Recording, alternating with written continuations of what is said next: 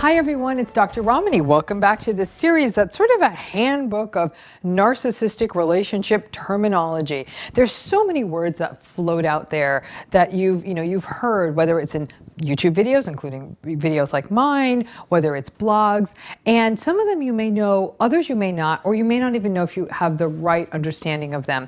But understanding these words can not only make understanding the content more useful, but a lot of them might give you sort of useful techniques and even strategies for how to manage these relationships in your life. So this series is going to keep going on till we hit all of the words. Today, we're going to take on the concept of flying monkeys. Before I go on, please hit the bell. I'd love if you would subscribe to this channel, because not only would you get daily reminders when this series has got a new episode coming out, but of all of our regular content, other special series, lives, all of that. Let's go ahead and talk about something that I think many of you have experienced and heard about, but hopefully I can make more clear: flying monkeys. If you ever watched the movie or read the book, The Wizard of Oz, this concept of a flying monkey is going to make sense to you right out the gate. In the story, the flying monkeys were sort of the minions, the kind of dark, mean assistants of the Wicked Witch of the West. They would do her bidding, and in the story of The Wizard of Oz, they would terrify Dorothy and her friends who were making their way to Oz. The flying monkeys did the dirty work that the Wicked Witch did not want to do and made her seem even more terrifying. The Wicked Witch, in essence, trained these monkeys to do this, and they basically bought into her propaganda and gladly complied. They themselves never bothered to get to know Dorothy and the Tin Man and all the rest of them. It's a scenario I actually encountered with someone I was recently speaking with, just having a conversation with her about just narcissism in general. She is someone who worked with a deeply narcissistic and emotionally abusive supervisor. Now, the supervisor in this person's story was saying increasingly inappropriate things and making everyone in the workplace uneasy.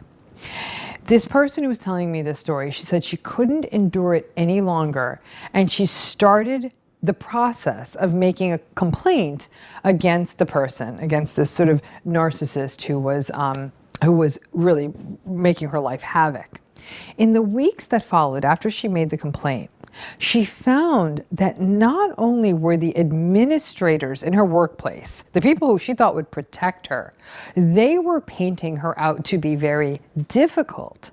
And they had started an investigation into her work record, but interestingly, not into the perpetrator's work record. This person, this narcissist, this supervisor this woman worked with, had done a really terrific, and I put terrific in quotes, terrific job of sharing gossip and innuendo about the woman I had been talking with. And in the days that followed, her colleagues actually started taking her aside and asking her, "Why can't you just see that he's just having fun with us? Stop taking yourself so seriously." Before this entire saga ended, and it's still, I think, going on for this poor woman, but before the point at which I had talked to her about it, she said it wasn't just the incident, but it was also the conduct of the people and the leaders she thought she could trust that had taken a toll on her. And in essence, the narcissist had sort of converted everyone over to his way of thinking. I constantly encounter flying monkey stories in divorce cases. A person is married to a narcissist for a long time, and when things start falling apart, the narcissist actually starts spreading gossip and innuendo to their mutual family members, to their friends, to anybody who knew both of them. And before you can count to 3, the family members and the friends start looking at the victim of the narcissistic abuse suspiciously. They start wondering, why is this person who actually was victimized, why is he or she being so difficult? Why is he or she not giving the narcissist a chance? Now, they may not think the person's the narcissist, but why aren't they giving them a chance? And why are they making things awkward for everybody? So let's be clear. Let's be clear on what exactly these flying monkeys are. They are people who subtly or directly are targeted by the narcissist, in essence, to do the narcissist's dirty work. Once the narcissist is in a situation in which someone is going to, I don't know, leave them or call them out on something they're doing. So for example, an example would be that initial anecdote I was giving you about that woman in the workplace, or maybe even in a family. It becomes very important for the narcissist to save face, to look good, and to come out on top, to win. So then they find the people that are close to their narcissistic abuse victim, as it were, or close to both of them, and they start using a variety of techniques to manipulate these other people. Now, what ends up happening is that all of this is ultimately painful and punitive for the victim of the narcissistic abuse, because in essence, what's happening is that the narcissist is mobilizing the people around the victim of narcissistic abuse and turning all of these people into a sort of a mini army that allows the narcissist to maintain whatever public image they want to look like the good person, a good guy, and making the victim of the narcissist look like a bad person. And what happens is it results in that the victim of the flying monkeys also loses their usual sources of support, because they've been recruited by the narcissist to do their bidding, and the victim of narcissistic abuse is now gaslighted by people that they thought they could count on and traditionally who were there for them. It can feel for the person who's going through the narcissistic abuse as though they're being gaslighted by the entire world. For such a person, it might feel like there's no one left to trust, and it can feel deeply isolating, and it can feel deeply, deeply destabilizing. Now, narcissists train their flying monkeys to do a variety of things for them. And these can include anything from spying on the victim to get intel on them. So an example of that might be, I don't know, in a divorce, flying monkeys may let the narcissist know that their estranged partner might have gone out, I don't know, for a cup of coffee with a guy, or drank too much one night with a group of girlfriends. Now, in the workplace, this can also happen, and it can result, for example, in the flying monkeys exploiting a friendship that they may have with the victim to find out then that someone has bent the rules in that workplace and taken home files that they weren't supposed to take home. And so now what happens is they get that intel, the flying monkeys get that intel and can use it against that victim of narcissistic abuse. Now, one of the key tools that a narcissist often uses with their flying monkeys is gossip. Now, again, none of us are immune, right? Gossip is juicy. It can seem like you're part of a dirty secret when someone is sharing gossip with you. And narcissists are aware of the power of gossip, and they use it. They use it liberally in family systems, in relationship systems, in workplaces. And they'll often initially use gossip as sort of a way of sharing a little secret, like entertainment. And everyone sort of gets seduced by a little gossip. And once they have their potential flying monkey on the hook, they keep sort of upping the wow factor on the gossip. And before long, they have the flying monkey believing these sorts of exaggerations of the truth that the narcissist may be engaging in the name of sort of this gossip. Now, in this way, flying monkeys are often used as a part of a very common narcissistic tactic, smear campaigns. Smear campaigns work when there are lots of people on board with the smear campaign. Now, narcissists are masterful, as we know, at using their charm and their charisma and their power. It's the same way they drew you in once upon a time, and the way they draw in other people.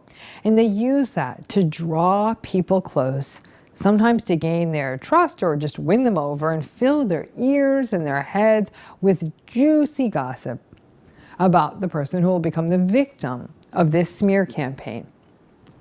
Before you know it, the world or whatever system you're in with that person, they believe the narcissist's skewed narrative. And if you have ever been the victim or on the receiving end of a smear campaign, you know it is emotionally devastating, and in some cases, it can destroy careers, families, and lives.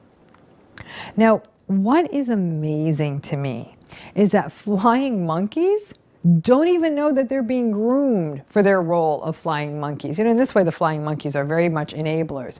Now, part of this is the bigger problem like we have in society that I always talk about, which is this idea of how much we enable narcissists.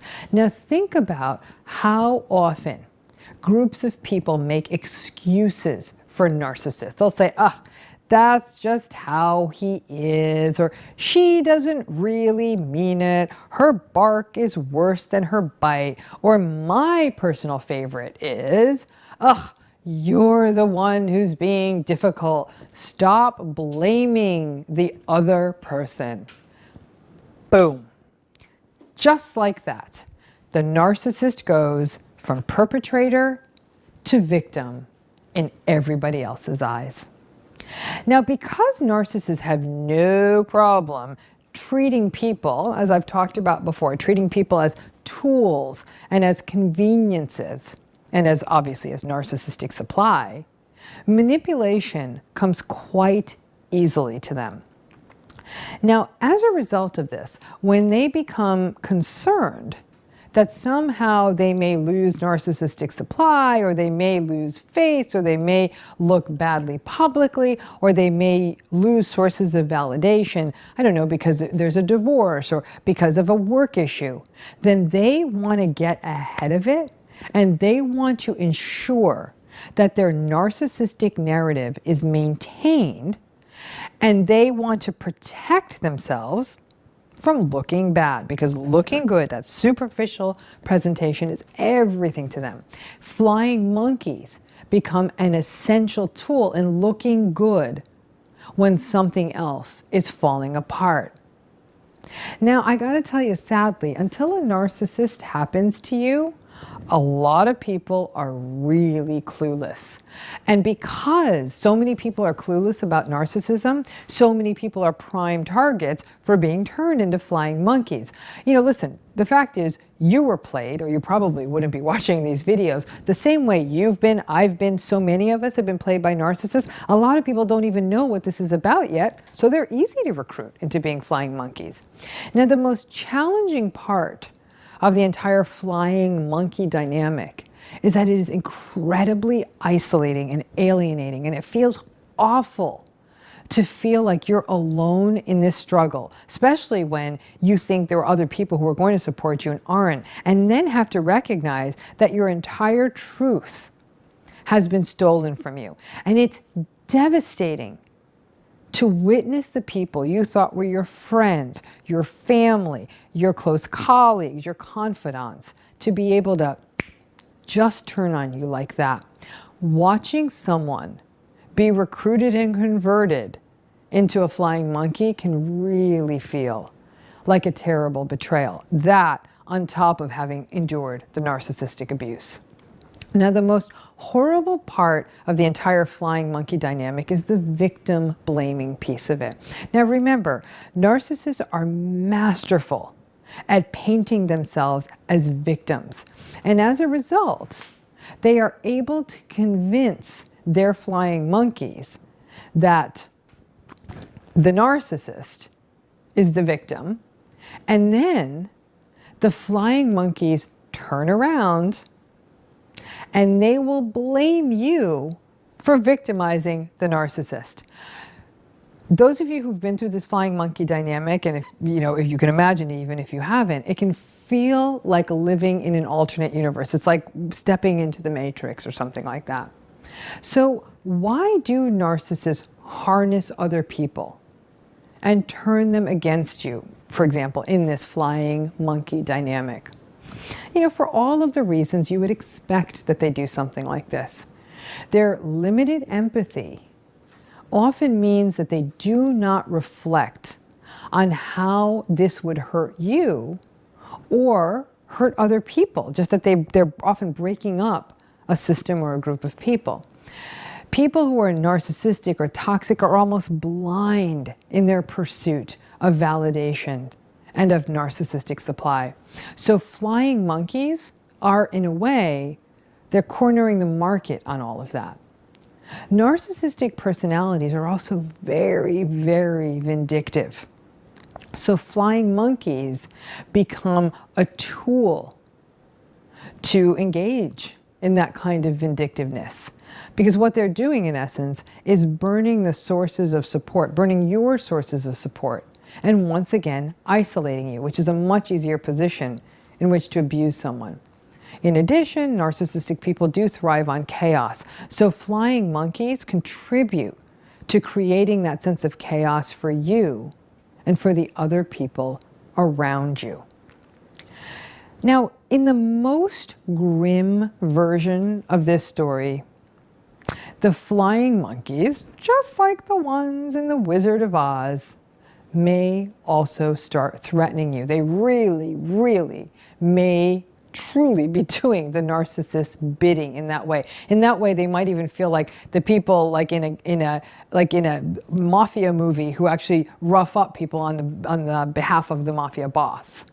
They may gang up on you. They may file lawsuits and issue threats and cut you out. And when that happens, you may find yourself in the very, very challenging position of having to take legal action, even against family members or people you once trusted. And that can feel horrific. That you might even understand having to do that with the narcissist, but you can't believe that you're having to do something like this with somebody you once thought was on your side. And there can be an interesting twist in these stories. The narcissist may turn around, and once they're done with the flying monkeys, they're done, the flying monkeys have done their harm on you, they're done, guess what? The narcissist may discard the flying monkeys too. Now that is an interesting day, and it's often a rather sad one. Sometimes at that point, that's when the flying monkeys may recognize the truth. And your flying monkeys may even come back around to you feeling rather contrite. They may even be genuinely apologetic. But after being hurt by them, after being betrayed by them, it's really up to you to consider whether you want to stick out that olive branch. Forgiveness, making amends, all of that, those are a very, very personal process. And however that rolls out for you, it has to happen on your schedule. And here's one more point I want to make sure that we don't forget. Please make sure that you never get recruited and turned into a flying monkey. Now that you know how flying monkeys are created, make sure if someone brings you gossip or tries to turn you around on someone you traditionally thought was an okay person, go to that person, go to that other person and find out what's going on.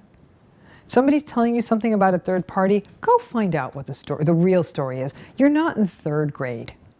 You have the capacity to reach out and listen to both sides of a story and judge the entire issue that's in front of you, instead of being drawn into the sometimes rather seductive, gossipy world of gaslighting and theatrics and manipulation that a narcissist can use to turn you into a flying monkey.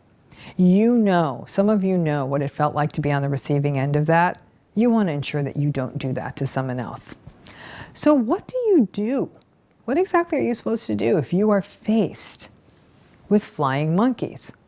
First, I'd tell you, definitely don't defend yourself. It is so tempting to try to explain and defend yourself to someone you once trusted. But I hate to say it, it's almost like one of those sci-fi movies where somebody kind of gets a chip put in their brain and they're converted into the alien race. Once the narcissist has their ear, it's like they're now converted into a cult and they can't hear or see straight. If this person didn't have it in them to come to you in the first place and ask you for your side of the story and was willing to buy the narcissist version of events, hook, line, and sinker, ask yourself, did this person ever really have your back? And is it really worth engaging with them? Secondly, I'd also say get some therapy to sort this out, but please make sure it's with a therapist who understands these themes of flying monkeys and this kind of mobbing mentality. Those who don't understand this may paint you out as being paranoid and persecutory, which you know is not true. Whomever you talk with about this has to understand what this flying monkey dynamic is about. Flying monkey smear campaigns, all of it can be quite traumatic and quite triggering, especially if you come from a family dynamic where you were a scapegoat. And now this is the hard part. The last part here is that you need to start cultivating new relationships. You may feel at this point that you're in a dark spy movie when you're being flying monkeyed, and it feels like everyone is starting to turn against you and everyone's a double agent. But you've got to hold on tight to your reality. Flying monkeys, it can be a devastating experience because it's bad enough with the narcissist, but you might have even like, they're a narcissist, I can let them go. But the flying monkey dynamic is tough, especially if these are people who were once really dear to you and these are people you once trusted. And sadly, the way that a narcissist's mind works, it's always for them about strategy and it's always about getting to other people first. For them, life is like a big court of law and they're always thinking strategically. Now, in The Wizard of Oz, Dorothy was able to throw a bucket on the witch and the flying monkey scattered and the witch disappeared. Now, unfortunately, it's not that easy in real life. In many ways, you do have kind of that proverbial bucket of water to throw on the narcissist and make those flying monkeys scattered. And part of it is to not play their game. Recognize it for what it is. And yes, I acknowledge that it can fill you with grief and it can be a really challenging experience.